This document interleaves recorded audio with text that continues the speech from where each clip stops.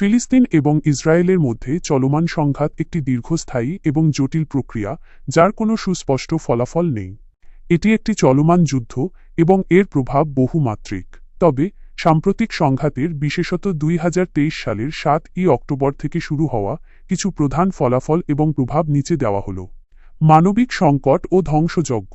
ব্যাপক প্রাণহানি। ফিলিস্তিনের স্বাস্থ্য মন্ত্রণালয়ের তথ্য অনুযায়ী গাজায় এ পর্যন্ত ৫১,০০০-এরও বেশি মানুষ নিহত হয়েছে, যাদের অধিকাংশই নারী ও শিশু। ইসরায়েলে হামাসের হামলায় প্রায় ১২০০ মানুষ নিহত হয়েছিল।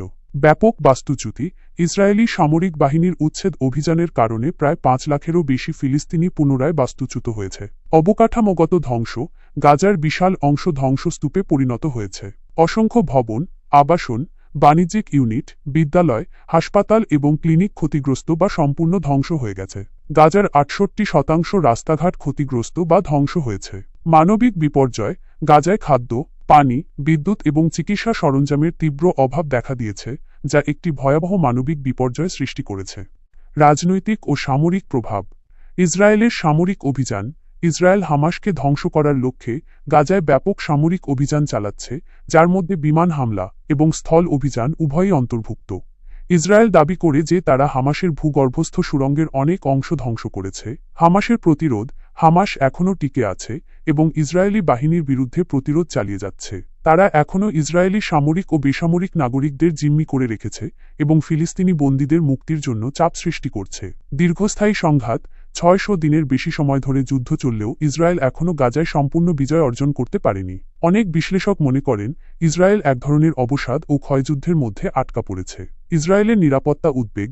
হামাসের ৭ই অক্টোবরের হামলা ইসরায়েলের ইতিহাসে সবচেয়ে মারাত্মক ঘটনা ছিল, যা ইসরায়েলি নিরাপত্তার প্রতি একটি বড় চ্যালেঞ্জ তৈরি করেছে। কূটনৈতিক প্রভাব। আন্তর্জাতিক প্রতিক্রিয়া। বিশ্বের অনেক দেশ এই সংঘাতের প্রতি তীব্র প্রতিক্রিয়া জানিয়েছে। কিছু দেশ ইসরায়েল থেকে তাদের রাষ্ট্রদূতদের প্রত্যাহার করেছে বা কূটনৈতিক সম্পর্ক ছিন্ন করেছে, যেমন জর্ডান, বাহরাইন, তুরস্ক, কলম্বিয়া, হন্ডুরাস, চিলি, বেলিজ, দক্ষিণ আফ্রিকা এবং চাদ। যুদ্ধাপরাধের অভিযোগ। বিভিন্ন আন্তর্জাতিক সংস্থা এবং দেশ ইসরায়েলের বিরুদ্ধে গাজায় যুদ্ধাপরাধের অভিযোগ এনেছে। মধ্যপ্রাচ্যের স্থিতিশীলতা। এই সংঘাত মধ্যপ্রাচ্যের আঞ্চলিক সম্পর্কের গতিকে প্রভাবিত করেছে এবং অস্থিরতা বাড়িয়েছে। হুতি গোষ্ঠীর মতো অন্যান্য সশস্ত্র গোষ্ঠীও এই সংঘাতে জড়িয়ে পড়েছে। শান্তি প্রক্রিয়ার স্থবিরতা। এই সংঘাত ফিলিস্তিন ইসরায়েল শান্তি প্রক্রিয়াকে আরও জটিল করে তুলেছে। ফিলিস্তিনে ইসরায়েলি আগ্রাসনের ফলে ব্যাপক ক্ষয়ক্ষতি হয়েছে, বিশেষ করে গাজা উপত্যকায়। বিভিন্ন প্রতিষ্ঠান এবং অবকাঠামো মারাত্মকভাবে ক্ষতিগ্রস্ত হয়েছে। এখানে কিছু প্রধান ক্ষতিগ্রস্ত ক্ষেত্রের একটি তালিকা দেওয়া হল।